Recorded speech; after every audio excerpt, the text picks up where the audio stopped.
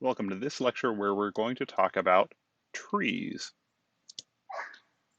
In this lecture, we're going to motivate this idea of something called a tree, T-R-I-E, by building a spell checker. And we're going to talk about these things called trees, which are derived from the name retrieval trees. So let's imagine that we were going to build a piece of software that was a spell checker for a document or email preparation piece of software. How could we build a spell checker as a component? Well, in order to tell if a word is spelled correctly, we have to know all the words and their correct spellings. So we need a list of all correctly spelled words, and we'll call this the dictionary. Then, whenever we want to check the spelling of a word, we'll look for that word in the dictionary, and if we don't find it in the dictionary, we'll flag it as incorrect. So how should we store this dictionary? This is the central question. How should we store all these correctly spelled words? Well, there are a few options. We could store the dictionary in an array, one word per array entry, and just for the purposes of being like sort of a worst case scenario, we're going to store this in an unordered array so that we could see how bad this could possibly be. A much better option might be to store all these words in a binary search tree, but not just a binary search tree, one that is kept balanced, where every node contains one word. Okay. The analysis of using either of these two techniques is based on how many words we have to store in the dictionary, which we'll call n, and n in the English language might be something on the order of 50 to 100,000, depending on which dictionary you're using. So let's go with 100,000 for now. And also the number of characters per word, or the average length of the word, which we'll call m. And this is a different quantity because, of course, words are, could be one character to, many characters, 20, 30 characters even, but the average might be something like 9. And if we wanted to compare any pair of words, this is going to cost us, on average, order m time, because longer words take longer to compare and shorter words take a shorter amount of time to compare. So the cost to spell check just one word, if we're using an unordered array, and again, this is kind of a worst case scenario, would be m times n, because we might have to look through all n words in the dictionary in that array, and each of them we have to check up to m characters, so m times n. And if we're using a balanced binary search tree, there are n words in the search tree, but searching that search tree requires only log n steps. Each of those steps requires order m operations to compare m characters. So it's m log n. So here we have the timing of two reasonable ways, well, really one reasonable way and one very slow way of spell checking the words in a dictionary. And this linear search method is so slow, it's comically slow, and it reminds me of this video, which I won't show you now, but I'll show you a screenshot of Yakko Warner singing all the words in the English language. So go look it up. Could we go faster, though, than either of the methods that we've proposed so far? We could by restructuring the way we represent the data in the dictionary.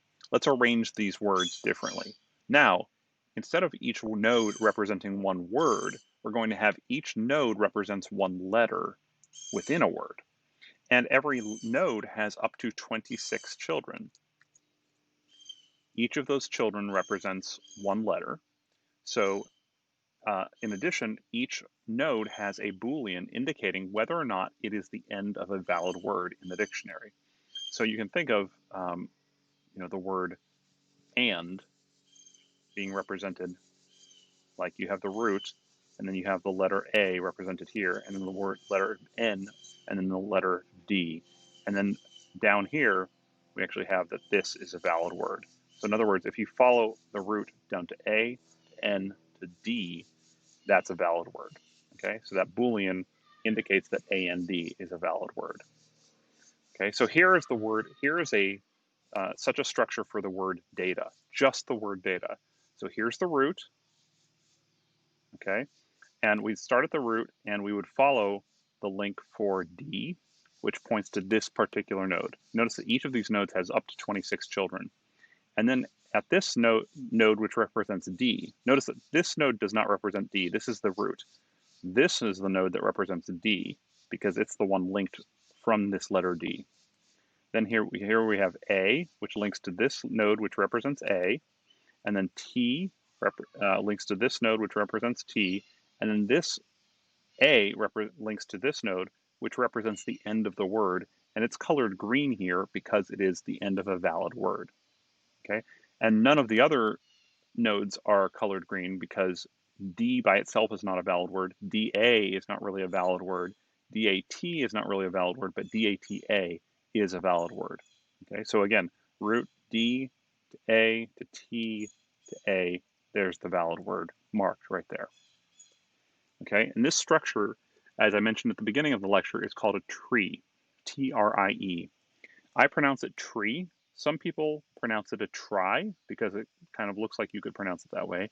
But the word actually comes from the middle of the word retrieval, and which is pronounced retrieval. So that's how I pronounce it, reason I pronounce it as tree. So these are, if you want to be specific, you could call these retrieval trees. And what makes a tree, T-R-I-E, special is whenever we're searching for some key, which we'll call K, in this case it's a word, but it could be whatever structure we're looking for. Whenever we're searching for K, we only use part of that key at each step. We're using one letter per node to walk down this structure. So when we're searching for data, we use D, then A, then T, then A in order to walk down this structure. So we're not using the full word data at any point in this tree structure. So a tree, T-R-I-E, is marked by this notion of you use a portion of the key that you're searching for at each stage of the search, but you don't use the entire key really at any point. So here is a quote unquote simple tree, retrieval tree, and I've created this tree with the following words: a, an, and, ant, be, ben, car, cat, can, cannot, zinc, and zoo. And the words that are valid are highlighted in green. So here's the root, right, which is not green because it's an empty word, it's not a word. But if we look here, the link for the letter A points to this node. So this node represents the word A, and it is green because A is a word that's in my dictionary. And this points to, from here we can go to an, A-N, and this node represents the word A-N, and it is also green because it's in my dictionary, and so on. And notice that Z-I-N-C, there's the node that represents the fact that it is a word. Notice it's not this one, but this one that is marked as the end of the word, because we have to follow all of the links first. Z, then I, then N, then C, which leads us to this node. So this is a retrieval tree for just these words. If we inserted more words, of course, this would grow. You might notice the difference between this tree, which has 26 nodes, children per node, and this tree, which doesn't seem to have that many. Here, just in order to fit this on the page, I have compressed the null pointers in this diagram. So anywhere you see this these periods indicates that I've just sort of compressed those and not shown them, although they really are there, okay? And here is a more complicated retrieval tree. This would be the retrieval tree if you put in the words of that good old Baylor line into a retrieval tree and you marked all the nodes, all the green as valid words, okay? So what do we need in order to implement a retrieval tree? Well, clearly we need a Boolean to represent whether or not this particular node is the ending of a valid word. We also need 26 pointers to those children nodes. What do we need to represent the letter itself? Well, that's actually a trick question. We don't actually need anything to represent the letter because the structure of these links, of these pointers, tells us which letter we're talking about. If we use an array, here's an array of 26 pointers to tree nodes, right? Each of these entries in the array is a tree node pointer. Then we know that the array sub 0 could represent the letter A, an array sub 1 could represent the letter B, and so on.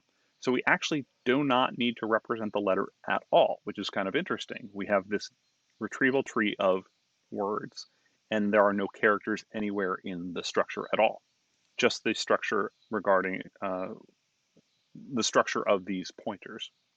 So we have our Boolean, we have our 26 pointers, and that's actually all you need per node.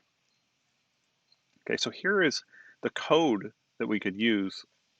Should be working code. I haven't actually tested this carefully, but I think it works. I compiled it in my head for inserting and finding a node in the tree.